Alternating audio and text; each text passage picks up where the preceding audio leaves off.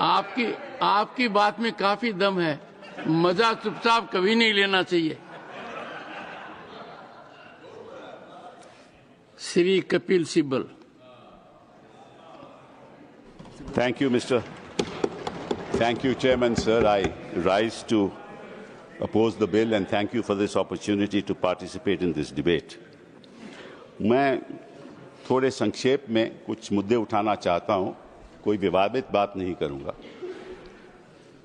समझ लीजिए कि मेरे पास कुछ संपत्ति है, मेरी प्रॉपर्टी है।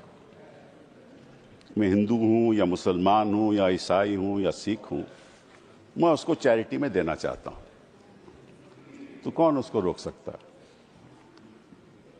कोई नहीं रोक सकता।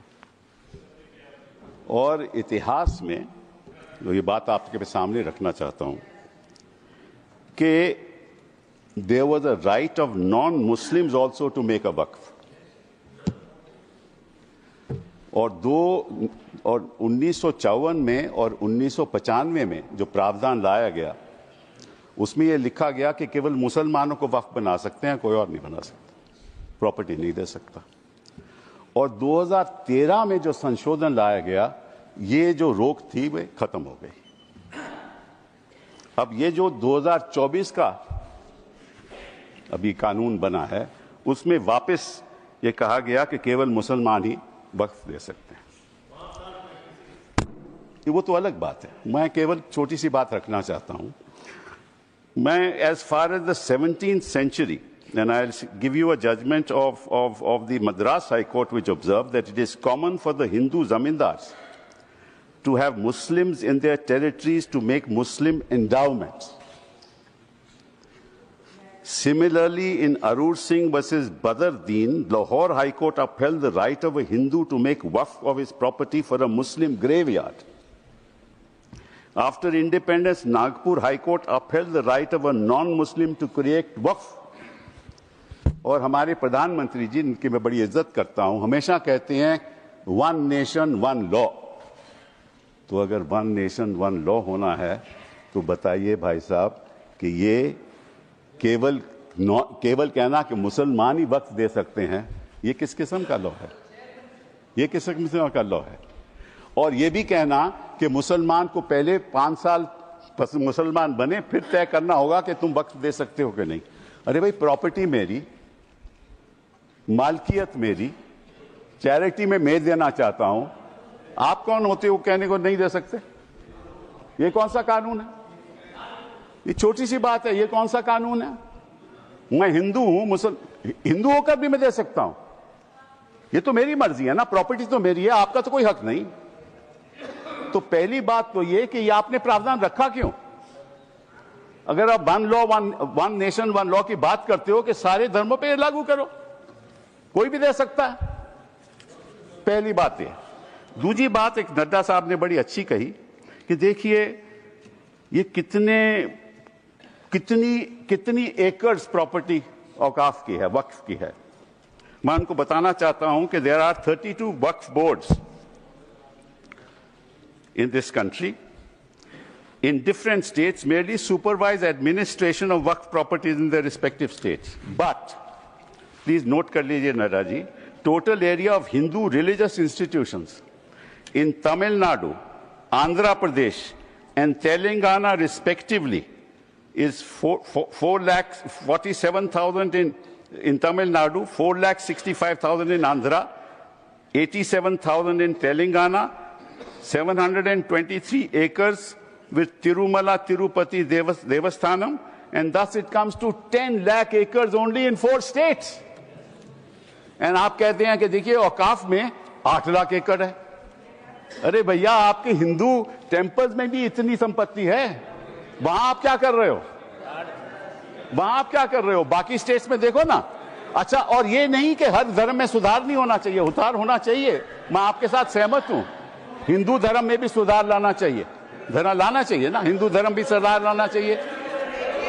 अंडर हिंदू धर्म, एक मिनट, हिंदू धर्म, मैंने आज तक किसी को टोका नहीं, मैं केवल छोटी सी बात रख रहा हूं आपके सामने। हिंदू धर्म में भी सुधार होना चाहिए अब हिंदू धर्म के अंतर्गत अगर कोई सेल्फ एक्वायर्ड प्रॉपर्टी हो तो वह अपने बेटों को दे सकता है, बेटी को नहीं दे सकता। कहता है मैं नहीं दूंगा अपनी बेटी को। इस्लाम में भी है कि भाई को ज्यादा मिलेगा और बेटी को कम मिलेगा, इस्लाम में भी यह है। वहां वक्त से द्वारा सुधार हो सकता है, यहां कोई सुधार नहीं हो सकता। तो आप अगर महिलाओं की बात करते हो तो एक कानून लाओ कि हिंदू लॉ में कोई अपनी सेल्फ एक्वायर्ड प्रॉपर्टी केवल बेटों को नहीं दे सकता, वहां महिलाओं का हक होना चाहिए।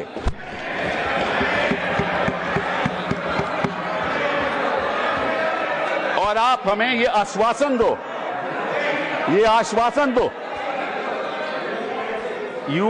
you make a commitment in this house that you will bring a law which will protect the right of daughters when they want to give away their self-acquired property. दूसरी बात ये मैं आपके सामने रखना चाहता था। तीसरी बात मैं आपने सामने रखना चाहता हूं। आपने कहा, और ये बात आपको वैसे जाननी चाहिए, शायद मालूम नहीं आपको बताया या नहीं, लेकिन ये जो बोर्ड है ये स्टैट्यूटरी बोर्ड है, पहले भी था, इसमें कोई नॉमिनेट नहीं होता था। मैं आपको बताता हूं क्या वो स्टैट्यूटरी बोर्ड था। Most nominees were of the government, पहले भी। MPs are there, judges of Supreme Court, High Court, civil servants were there, and the chief executive officer of the board is a civil servant. Government can give directives to the board and even supersede it. Tribunal members are nominated by the government. ये तो पहली स्थिति थी। तो अगर सरकारी यहां नियुक्ति थी तो गलत कौन काम कर रहा था? आपने उसको क्यों सुपरसीड किया? सब नॉमिनी क्यों आपने रखवा लिए? अरे भैया पहले भी तो स्टैट्यूटरी बोर्ड था, तो आपने प्रावधान क्यों लाया? ये अगर कोई गलती हो रही थी तो मुतवल्ली से हो रही थी। होता क्या था कि मुतवल्ली इसी वक्फ में अब डील कर लेता था और उसकी वजह से ये मिसमैनेजमेंट होती थी। आपको उसको ठीक करना चाहिए था। हम भी आपके साथ हैं। पहली बार मुझे याद है, आई थिंक इट वाज 1954, कि तमिलनाडु के ब्राह्मण ने एक कहा कि हमारे यहाँ मंदिरों में बड़ी गड़बड़ हो रही है, और उसकी वजह से 1954 एक्ट बना। तो गड़बड़ तो सब जगह होगी, आपकी सरकार में भी बड़ी गड़बड़ हो रही है, वो भी हो रही है, वो ठीक है, वो तो गड़बड़ तो होती है, गड़बड़ तो होती है। तो अब आपने क्या किया? अब बड़ी इंटरेस्टिंग बात है, आपने क्या किया? आपने कहा कि भैया अगर कोई, सर देखिए आपने सबको 15-15, 20-20 मिनट दिए, मुझे 10 मिनट दे दीजिए, ज्यादा नहीं मांगता मैं, थोड़ा सा। सर कपिल जी, हम मुद्दे की बात कर रहे हैं, हम कोई पॉलिटिक्स की बात नहीं कर रहे। नड्डा जी ने कहा कि यहाँ कोई पॉलिटिक्स की बात नहीं हो रही, क्योंकि देश के भविष्य का सवाल है। Sir therefore the other thing I want to say कि पहले क्या होता था कि ये जो वक्फ प्रॉपर्टी पे इंक्रोचमेंट होती थी, अनऑथराइज्ड इंक्रोचमेंट होती थी, लोगों की अनऑथराइज्ड इंक्रोचमेंट, और सरकार भी इस पे कब्जा कर लेती थी। इसलिए जो लिमिटेशन प्रोविजन लाया गया उसमें यह रखा गया कि जो 12 साल का लिमिटेशन ऑर्डिनरी लॉ में है वो नहीं है। किसी ने गलत तरीके से वक्फ प्रॉपर्टी का कब्जा कर लिया तो अगर लिमिटेशन की बात आएगी तो 12 साल के बाद वो उसको चैलेंज नहीं कर सकता। आपने वो वापस लिमिटेशन ले आए, मतलब कि उनका अनऑथराइज्ड कब्जा कायम रहेगा। तो ये तो आप इंक्रोचमेंट्स का साथ दे रहे हो, इंक्रोचर्स का साथ दे रहे हो। मतलब कि जो वक्फ प्रॉपर्टी में गलत कब्जा हुआ है वो कब्जा वैसे ही रहेगा, क्योंकि 12 साल बीत जाएंगे। ये किस किस्म का प्रावधान आप लाए हो? आप प्रोटेक्ट कर रहे हो वक्फ प्रॉपर्टी को कि इंक्रोचमेंट्स को प्रोटेक्ट कर रहे हो? फिर साथ साथ में आपने ये कह दिया कि district magistrate has the full power to decide as to whether it is वक्फ प्रॉपर्टी और नॉट। This is what you have said. Now what inquiry will the district magistrate have in that case? He will decide on his own and his decision is final. You were talking about Article 21 of the Constitution and said कि ये जो वक्फ जो council है इनका decision कैसे final हो सकता है, वक्फ बोर्ड का डिसीजन कैसे फाइनल हो सकता है, ये तो चैलेंज ही नहीं हो सकता in a civil court. Which decision of the district magistrate will you challenge in the civil court? You have said in this law that the decision of the district magistrate is final. And when he decides that this property is not waqf property, that cannot be challenged till he gives a final decision. So you can't deal with that property. You give finality to it. और वो जो आपने रखी है बात कि ये जो इंडाउमेंट्स हैं, ये जो वक्फ है, इसकी जो ट्राइब्यूनल की डिसीजन है ये फाइनल रहता है। ये आपने कहा ना। नो, अगर वो वक्फ ट्राइब्यूनल का डिसीजन फाइनल रहता है तो सिविल कोर्ट को तो कोई हक नहीं उसको चैलेंज करने के लिए। यही बात हिंदू इंडाउमेंट्स एक्ट में है। हिंदू इंडाउमेंट्स एक्ट में जो उनका मैनेजमेंट है उसका डिसीजन फाइनल है। थैंक यू कपिल तो जी। अगर हिंदू इंडाउमेंट्स का डिसीजन फाइनल है वो तो आपको कोई आपत्ति नहीं, यहां ट्राइब्यूनल का डिसीजन फाइनल है तो आपको आपत्ति है। Thank you Kapil ji. ये है sir. Thank you sir. Sir last one. Shri 1 second sir, last 10 minutes sir, last sir, okay last sir. The only, देखिए ऐसा है, ओके 2014 के बाद आपके पास टाइम बचा ही नहीं है संजय जी।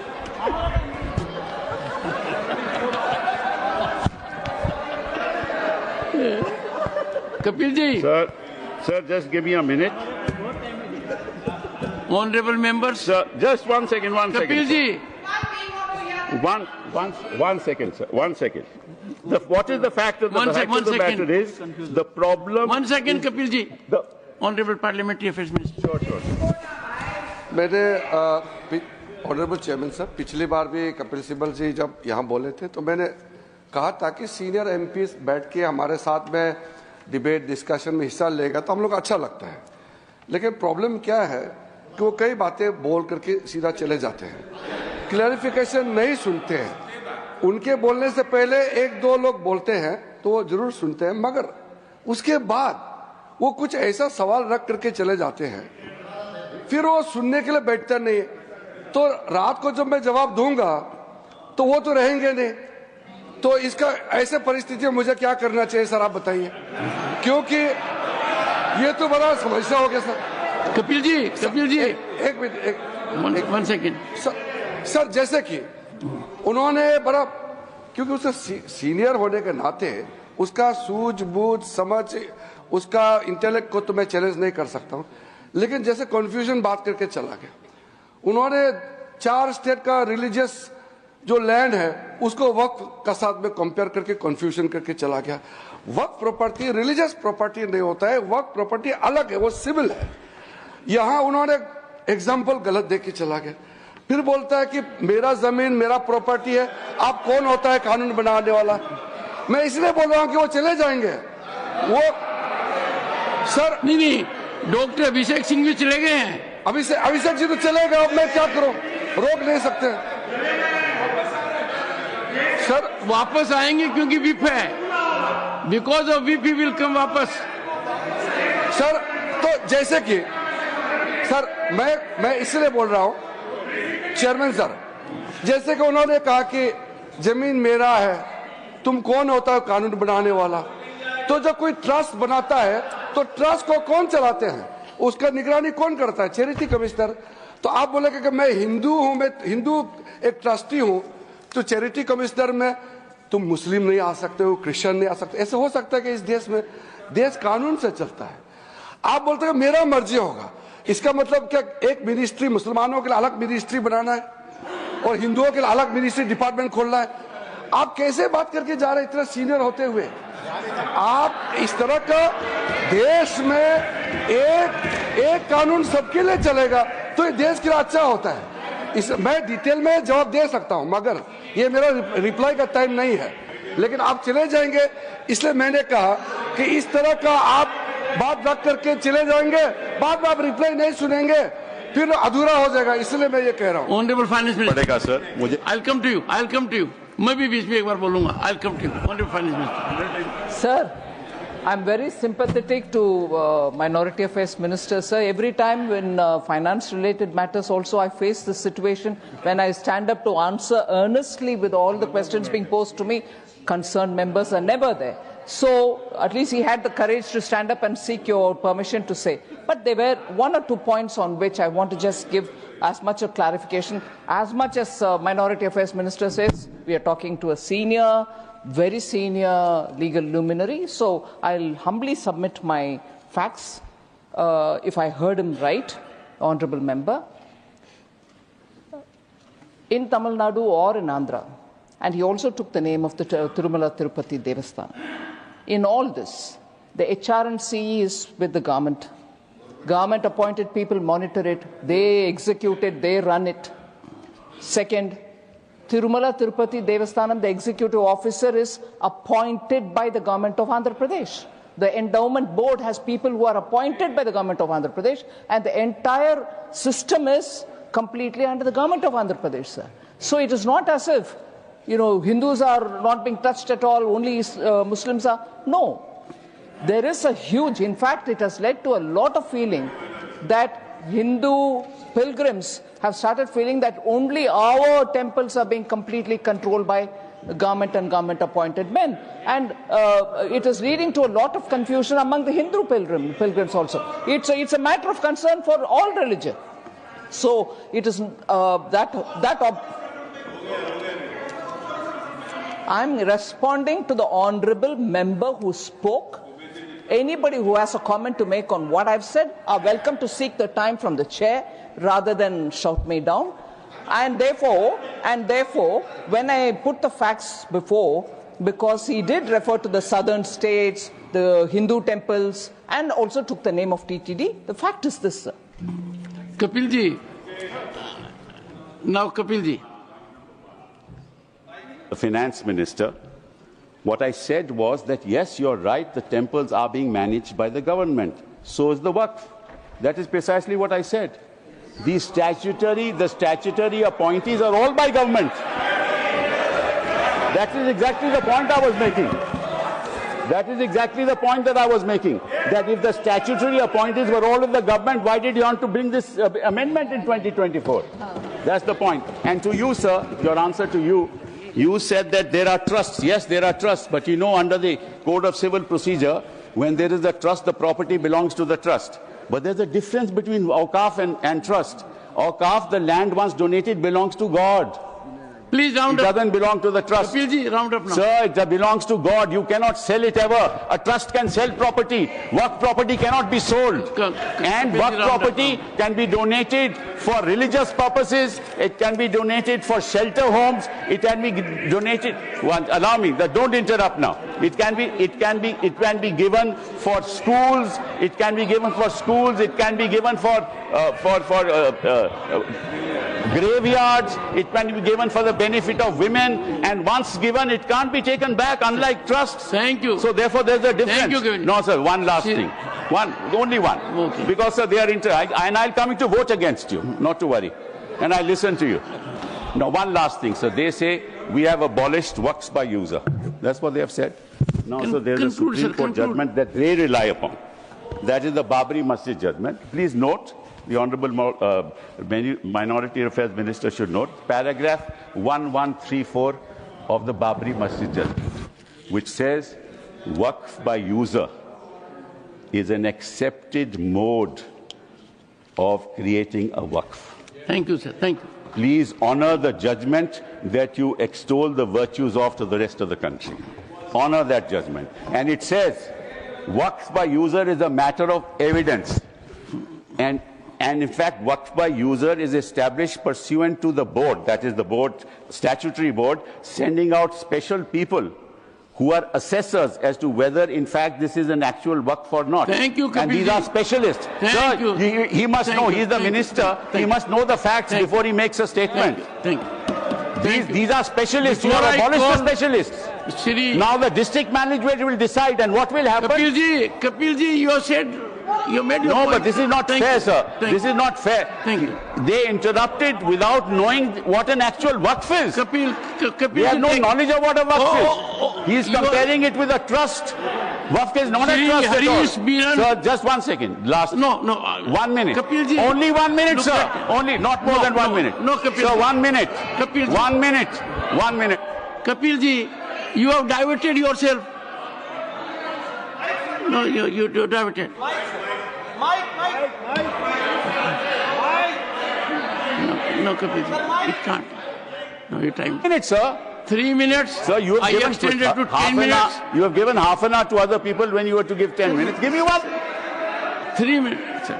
Problem. Shri Harish Biran, 7 minutes. Shri Harish Biran, please. Thank you. We have to proceed with the House. Thank you. Thank you. Thank you. Thank you. Shri Harish Biran. Yeah. Yes, Shri Harish, your time starts now. Thank you. Thank you, Chair. Thank you, Chairman, sir. वैसे मुझे आज कपिल जी आपने एक ही झटका दिया है, अभिषेक जी कई देकर चले गए। आपने एक कानूनी व्याख्या की कि सेल्फ एक्वायर्ड प्रॉपर्टी में बेटियों का भी होना चाहिए, विमेन का भी होना चाहिए। सेल्फ एक्वायर्ड प्रॉपर्टी किसी को भी दे सकते हो, यही देश का कानून है। बेटे को दो, बेटी को दो, दोनों को मत दो, किसी और को दो। श्री हरीश बीरन